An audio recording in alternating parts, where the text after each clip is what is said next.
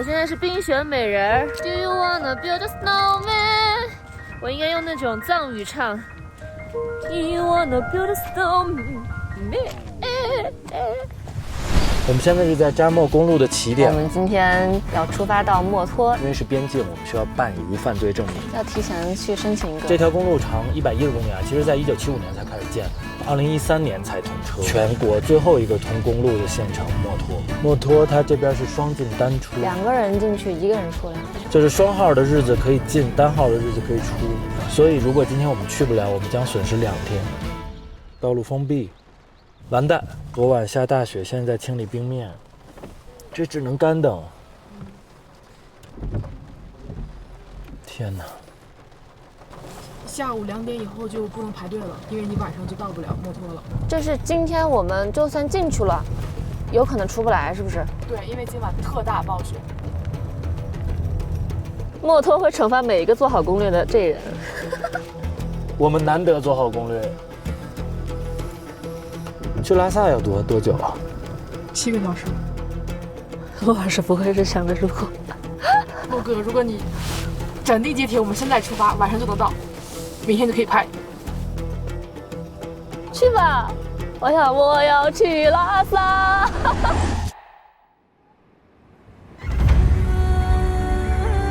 拉萨，作为整个西藏最负盛名的城市，本应该是进藏的第一站。这里是雪山孕育的明珠，布达拉宫、色拉寺、大昭寺，辉煌灿烂的藏传佛教在这里生根发芽，沐浴光明，信仰纯粹。三大圣湖之2的纳木错和羊卓雍措镶嵌在附近，造就了极致的高原风光。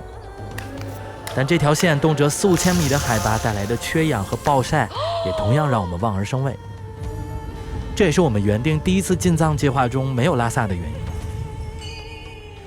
但由于墨脱的暴雪封路，却让我们意外地改到拉萨。青春没有售价，一脚油干到拉萨。海拔3600米，从计划中的极限变成了此行的起跑线。那既然如此，就让我们去更高的地方，看看那里的风景吧。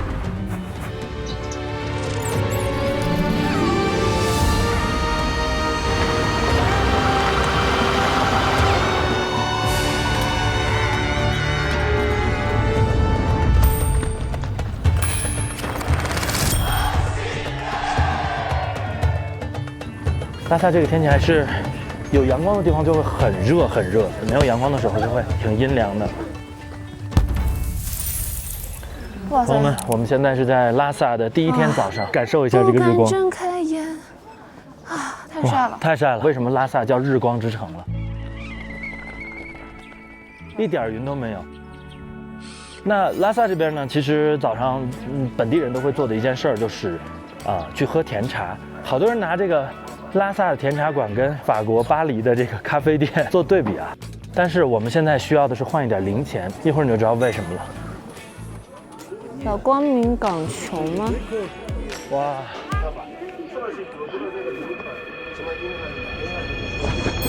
哇！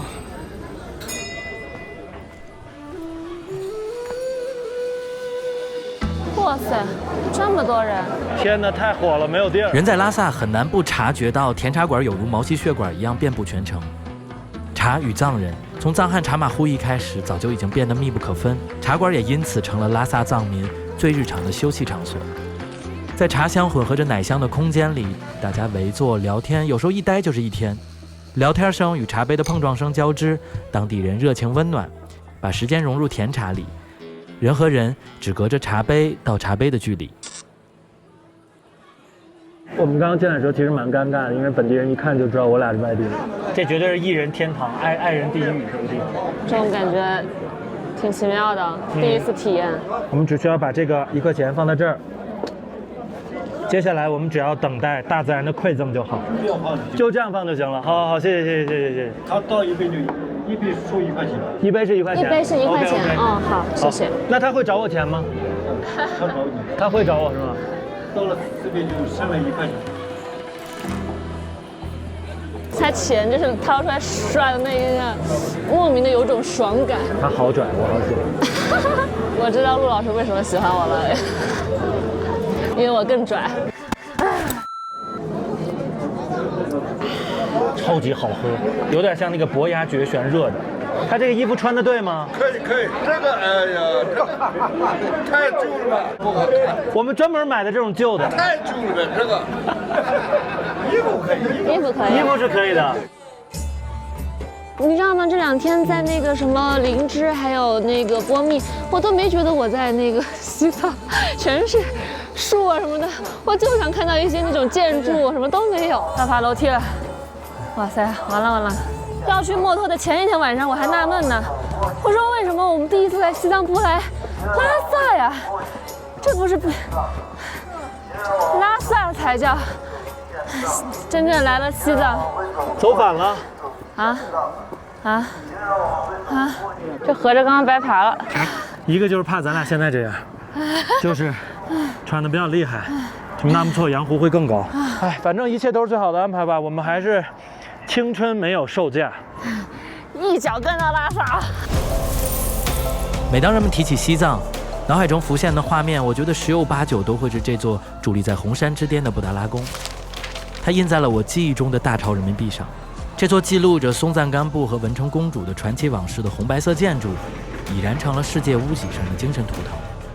但听说整个宫殿外墙是牛奶做的，有很多人会来这里舔一舔墙。哇，这是我小时候很想来的地方，因为课本上老说这个，还是很庄严的，很壮观，肉眼看，哇！布达拉宫广场倒影拍摄点。哦，这些都是倒影点，我也来。回头，好看啊！来，哇，随便运2个镜，我就不行了。4000米不是开玩笑的。这儿里面全是血。流鼻血是高反吧？不知道，我还好，我 I'm OK。哦 ，OK，You OK 就 OK，Yes OK。在旅行摄影卷到极致的当下，那普通的倒影构图已经无法满足游客们想和布达拉宫合影的心情，所以在拉萨出现了另外一种形态的旅拍方法——看地拔葱。哇塞！摇臂！天哪，不知道我以为进入了 TVC 的拍摄现场。这你们一天能拍多少个呀？500个。这是什么机器啊 ？HM4 是吧？我在评测 HM4 的时候，绝对没有想到它有这个用法。能帮我拍个10比特422吗？可以。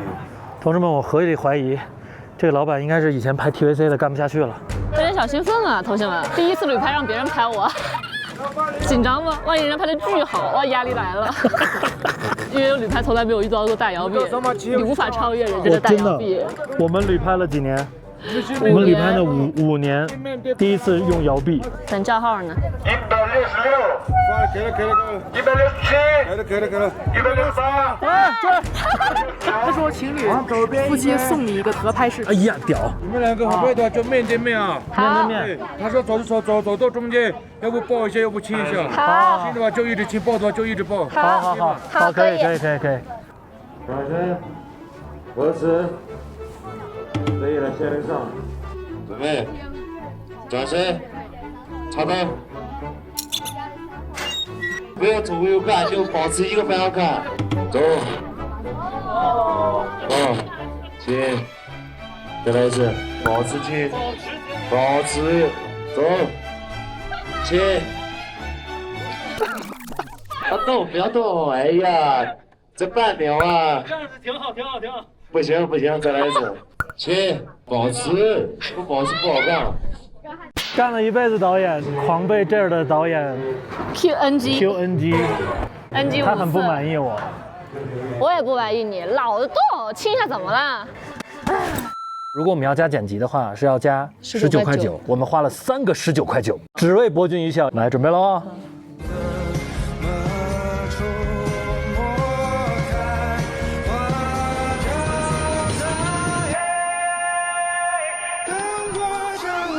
这有一个 rising， 那哒的这儿应该转身，他剪的位置不对。接下来是第2个镜头，看我的，来。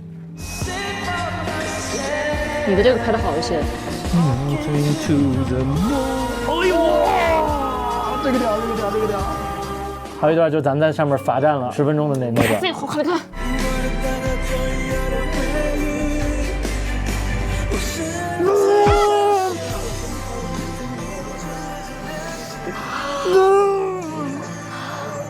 这是我们5年以来亲的最久的一次。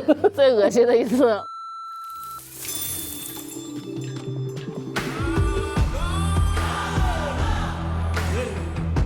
当然，拉萨也不只有布达拉宫，色拉寺和桑耶寺是我更推荐大家来的地方。拉萨3大寺的色拉寺以汴京著称，而被称为西藏第1寺的桑耶寺背后藏着一段吐蕃王朝政教合一的历史。哇，同志们，解锁了限定版的我们，对吧？这叫什么庄？高原庄。高原庄。我不知道，因为昨天在3500的时候，我们觉得，在拉萨没什么事儿，所以我们准备来一个突破边界、突破蓟县的一个挑战。今天我们将会去到2个地方，第一站现在是桑耶寺，海拔是3700这样，然后下午我们将会去到羊湖，羊湖那边的海拔是4700。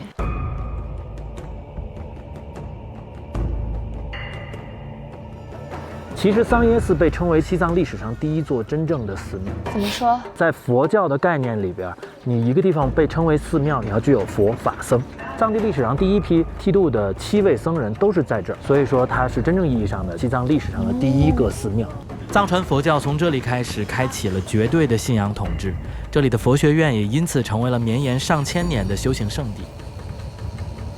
乌兹大殿的顶层是印度的风格，是木质结构；中间呢是汉制的风格，是砖瓦的节奏；最底层是当时吐蕃人风格，是石头结构的啊。所以这个寺也被称为3样寺。3层的结构就对应着3界4色塔，代表着4大洲部。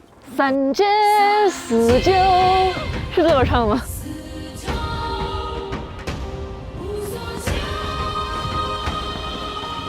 除了像我们这样的游客，这里还有2种人。第一种是磕着长头前来礼佛的人。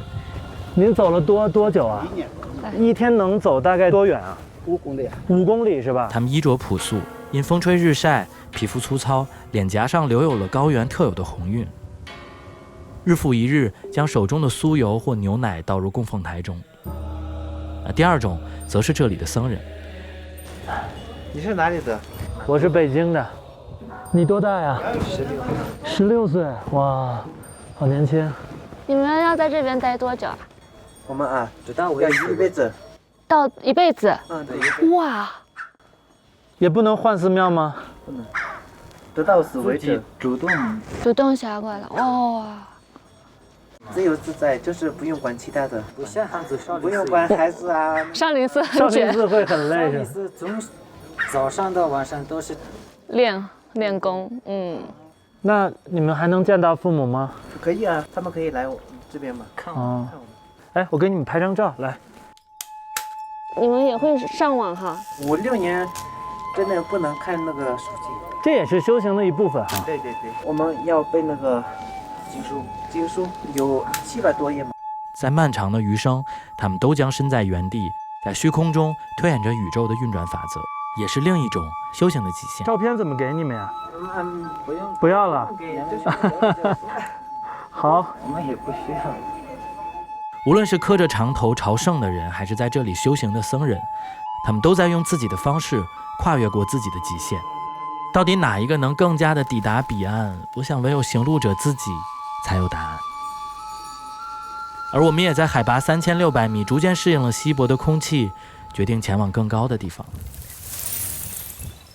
现在我们的位置就是羊卓雍措，你们无法想象我的面前有多么的美，太美了。所以我真的觉得中国从来都不缺美景，真的，从来都不缺。然后真喘，这海拔确实现在有点高了啊。我们现在不断的突破蓟县，到了现在的海拔是4700，在灵芝同样的海拔，可能我们的高反会没有那么严重，因为植被比较丰富，羊湖稍微的有点喘不过来气了，但是景色非常的美。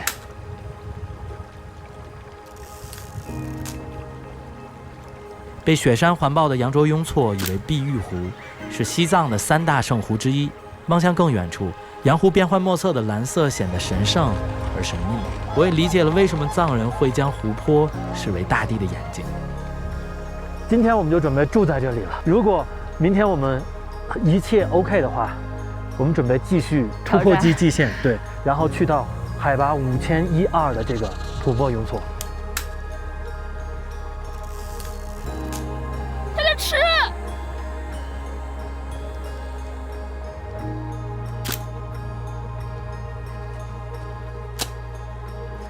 现在这个妆分不出来是真晒伤还是假晒伤了。海拔上升到4500米以上，植被稀疏，含氧量急剧下降。